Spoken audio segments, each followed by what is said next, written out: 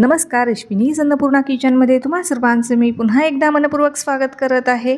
तर मोदक पहा काय कुरकुरीत आणि आतून एकदम खुसखुशीत असे तयार झालेले आहे आणि मुख्य म्हटलं तर एकसारखे सुद्धा झालेले आहे। तर हे मोदक एकसारखे होण्यासाठी व्हिडिओमध्ये एक मी भन्नाट ट्रिक वापरलेली आहे, त्यामुळे आपले जे मोदक आहे हे मस्त असे लहान मोठे न होता एकसारखे होतील आणि ज्यांना कळ्या पाडता येत नाही त्यांना सुद्धा कळ्या पाडण्याची एक सोपी ट्रिक मी सांगितलेली आहे। त्यामुळे आजचा हा व्हिडिओ शेवटपर्यंत नक्की पहा। व्हिडिओ नेहमीप्रमाणेच अगदी साधा आणि सोपा आहे, त्यामुळे तुम्हाला नक्कीच आवडणार आहे। तर त्यासाठी रेसिपीला एक लाईक अगोदरच करून द्या। रेसिपीला सुरुवात करण्यापूर्वी तुम्हा सर्वांना माझे एक निवेदन आहे, तुम्ही जर चॅनलवरती नवीन असाल आणि चॅनलला अजून माझे सबस्क्राईब केले नसेल तर सबस्क्राईब करा। सर्वप्रथम आपण अगोदर मोदकांच्या आतील जे सारण आहे ते तयार करून घेऊया। तर इथे कढाईमध्ये मी 2 चमचेभर साजूक तूप घातलेलं आहे। तूप गरम झालं की यामध्ये मी काही ड्रायफ्रूट छान असे कुरकुरीत होईपर्यंत परतून घेणार आहे। तुमच्या आवडीचे ड्रायफ्रूट तुम्ही यामध्ये घालू शकता। 2 चमचेभर इथे मी चारोळी घातलेली आहे। तर आता हे छान असे कुरकुरीत होईपर्यंत आपल्याला तुपावरती भाजून घ्यायचे आहे, परतवून घ्यायचे आहे, म्हणजे मोदक खाताना हे छान असे कुरकुरीत लागतील।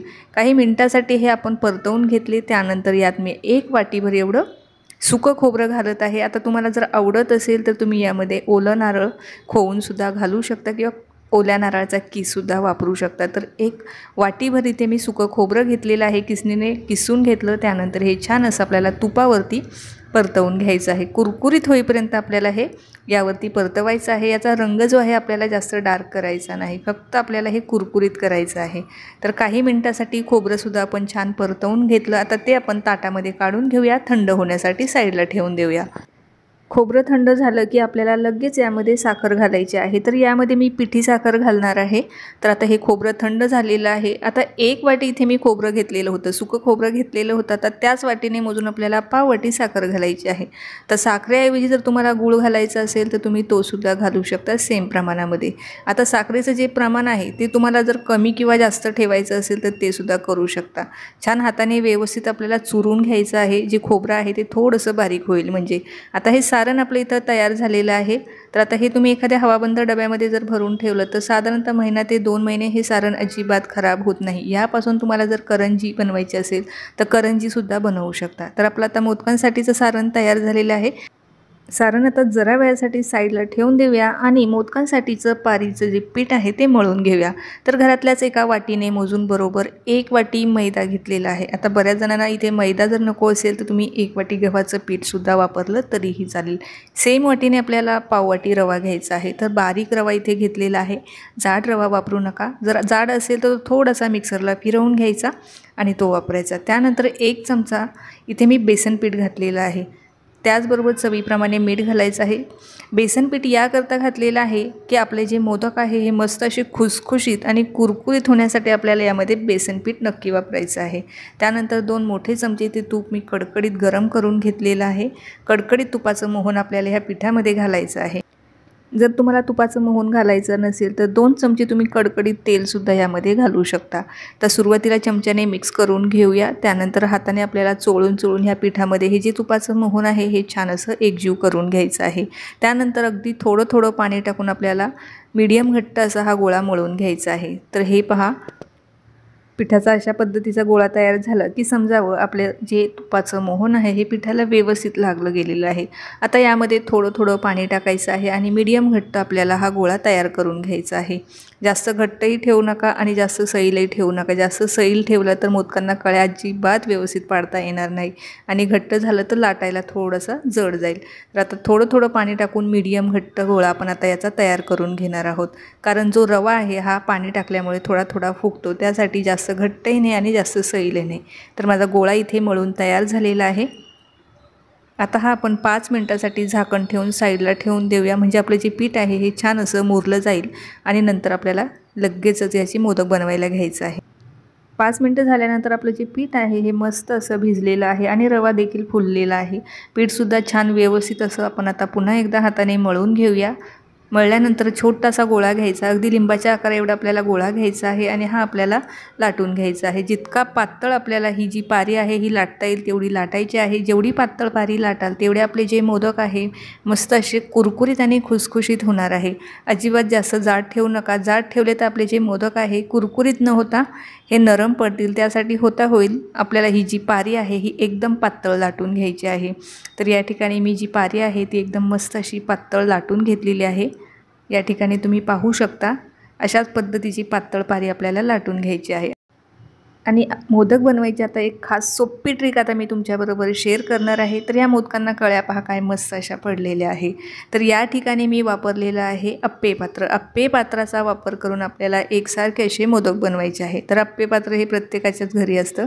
तर अप्पे पात्रामध्ये आपण जी तयार केलेली लाटून घेतलेली पारी आहे ती अशा पद्धतीमध्ये ठेवायची आहे आणि त्यामध्ये आपल्याला जितकं सारण टाकायचं म्हणजे जितकं बसेल तितकं सारण आपल्याला ह्या मोदकांमध्ये भरायचं आहे। अगदी साधी आणि सोपी ट्रिक आहे। जर आता कुणाकडे अप्प्याचं पात्र नसेल तर त्याने काय करायचं, अगदी घरातील छोटीशी वाटी असते ना त्यामध्ये आपल्याला ही पारी ठेवायची आहे। अगदी सेम पद्धतीने आता मी तुम्हाला कृतीमध्ये दाखवत आहे। अप्पे पात्रामध्ये जशी मी पारी ठेवलेली आहे अगदी सेम त्याच पद्धतीने वाटीमध्ये आपल्याला ठेवायची आहे आणि त्यामध्ये आपल्याला सारण भरायचं आहे। तर भरगच्च असं सारण यामध्ये मी भरलेलं आहे। आता याच्या आपण लगेचच कळ्या पाडून घेऊया। अगदी साधी आणि सोपी ट्रिक आहे। मस्त अशा कळ्यासुद्धा पाडायच्या आता ट्रिक मी तुम्हाला दाखवणार आहे। तर आपल्याला आपण ज्या उकडीच्या मोदकांना जशा कळ्या पाडतो तशा नाही, तर आपल्याला अशा पद्धतीने पोटली बनवायची आहे। जवळजवळ कळ्या आपल्याला पाडायच्या आहे। कृतीमध्ये दाखवत आहे अगदी तशाच कळ्या आपल्याला पाडायच्या आहे। सर्व ती पारी आपल्याला अगदी जवळजवळ कळ्या आपल्याला पाडायच्या आहे। जवळजवळ त्या आपल्याला पकडायच्या आहे। अगदी पोटली आपण जशी पकडतो अगदी तशीच आपल्याला ही मोदकांची पोटली तयार करायची आहे। अगदी साधी आणि सोपी पद्धत आहे। अगदी कुणालाही जमेल इतकी सोपी ही पद्धत आहे। अगदी पहिल्यांदा जरी तुम्ही ट्राय केली तरीही अजिबात तुमच्या कळ्या बिघडणार नाही। आणि वरतीचा जो एक्स्ट्राचा राहिलेला भाग आहे तो आपल्याला काढून टाकायचा आहे। तर मस्त असा आपला कळीदार मोदक तयार झालेला आहे। कळ्या पहा काय मस्त अशा पडलेल्या आहे आणि मोदकसुद्धा अगदी सुबक दिसत आहे। आता वरती थोडंसं टोक काढून घेऊया। मोदकांना छान असं टोक आपल्याला तयार करून घ्यायचं आहे। जास्त पीठ ठेवायचं नाही, नाहीतर तळल्यानंतर जे टोकेरी भाग आहे तो थोडासा कच्चा राहिल्यासारखा किंवा नरम पडल्यासारखा होता। तर एक्स्ट्राचं पीठ आपल्याला पूर्ण काढून टाकायचं आहे। तर मोदक पहा काय मस्त असा तयार झालेला आहे आणि कळ्याही अगदी छान पडलेल्या आहे। आता सेम पद्धतीने तुम्हाला मी अजून एक मोदक तयार करून दाखवते। हे मोदक तुम्ही महिनाभर जरी ठेवले तरीही अजिबात त्यांना वास सुटत नाही, कारण आपण यामध्ये ओलं खोबरं न वापरता सुकं खोबरं वापरलेलं आहे। जर ओल्या नारळाचं आपण सारण यामध्ये वापरलं तर ते जे मोदक आहे हे 8 ते 10 दिवस टिकतात, परंतु यामध्ये सुकं खोबरं वापरलं असल्यामुळे हे जे मोदक आहे हे महिनाभर अजिबात खराब होत नाही किंवा त्यांना कुबट वाससुद्धा येत नाही। आता लवकरच गणपती बाप्पाचं सुद्धा आगमन होणार आहे आणि एकदा की बाप्पाचं आगमन झालं की भरपूर सारे पाहुणे मंडळी, त्यासोबत भरपूर सारी कामं असतात आणि त्यावेळेला घाई गडबडीमध्ये मोदक बनवायला जर वेळ नसेल तर अगोदरच हे मोदक तुम्ही बनवून ठेवू शकता आणि वेळेवर घाईच्या वेळेला तुम्ही बाप्पासाठी हा नैवेद्य ठेवू शकता। तर आता यामध्ये मी सारण व्यवस्थित भरून घेतलेलं आहे। सेम मगाच्या पद्धतीने याची आपण पोटली तयार करणार आहोत।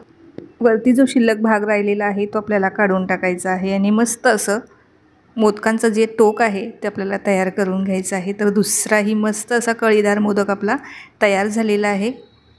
तर आता सर्व जे मोदक आहे ते आपले एकदम ह्या पद्धतीने जर केले तर एकसारखे तयार होणार आहे। तर आता सर्व मोदक मी बनवून घेणार आहे आणि जेवढे मोदक आपले झाले असतील त्यावरती आपल्याला एखादा सुती कपडा थोडासा ओला करून टाकायचा, म्हणजे आपले जे मोदक आहे हे जास्त ड्राय होणार नाही। तर सर्व मोदक मी या ठिकाणी बनवून घेतलेले आहे। मोदकसुद्धा आपले एकसारखे झालेले आहे। लगेचच आपण आता तळून घेऊया। तर तळण्यासाठी तेल मी इथे मीडियम गरम करून घेतलेलं आहे। आता मीडियम गरम तेलामध्ये मस्त असे खमंग सोनेरी रंगावर येईपर्यंत आपल्याला हे मोदक तळून घ्यायचे आहे। गॅस मी इथे मध्यमच ठेवलेला आहे, मध्यम गॅसवरती हे तळणार आहे। तर तेलात टाकल्या जे मोदक आहे मस्त असे फुलले आहे, तुम्हाला दिसत आहे आणि त्याच्या पाकळ्यासुद्धा छान अशा उभरून आलेल्या आहे। तुम्हाला दिसत असेल व्हिडिओमध्ये मस्त अशा कळ्या या मोदकांच्या पसरल्या गेलेल्या आहे। बऱ्याचदा जेव्हा आपण हे तळणीचे मोदक बनवतो ते तेलामध्ये टाकल्यानंतर ते फुटतात, त्यामुळे जे तेल आहे हे सर्व खराब होतं, परंतु ह्यातला जो एकही मोदक आहे तो अजिबात तेलामध्ये फुटत नाही। मस्त असे खुसखुशीत आणि कुरकुरीत हे मोदक तयार होतात। तर छान व्यवस्थित तळले गेलेले आहे। आता काढून घेऊया। खुसखुशीत आणि एकदम कुरकुरीत आपले तळणीचे मोदक या ठिकाणी तयार झालेले आहे बाप्पाच्या नैवेद्यासाठी। तर मोदक पहा काय मस्त असे दिसत आहे, एकसारखे दिसत आहे. जी ट्रिक वापरून आपण बनवलेले आहे तुम्हीसुद्धा नक्की ट्राय करून पहा. तुमचेसुद्धा मोदक अजिबात बिघडणार नाही. अगदी पहिल्यांदा जरी ट्राय केले तरीही तुमचे मोदक बिघडणार नाही. मोदकांच्या कळ्याही अतिशय सुबक आलेल्या आहे. हा मोदक आता मी तुम्हाला तोडून दाखवते, त्यामुळे आतमध्ये जे सारण आहे ते सुद्धा तुम्हाला दिसत असेल. एकदम भरगच्च असं सारण आपण यामध्ये भरलेलं होतं. मस्त असा खुसखुशीत, कुरकुरीत आणि आतमध्ये खोबऱ्याचं जे सारण आहे, तर हा मोदक खायला अतिशय टेस्टी लागतो. तर कशी वाटली आजची ही रेसिपी आवडली असेल तर घरी जरूर ट्राय करून पहा आणि कशी झाली ते मला कमेंट बॉक्समध्ये कळवायला अजिबात विसरू नका. पुन्हा भेटूया अशाच एका नवीन रेसिपीसोबत. तोपर्यंत धन्यवाद.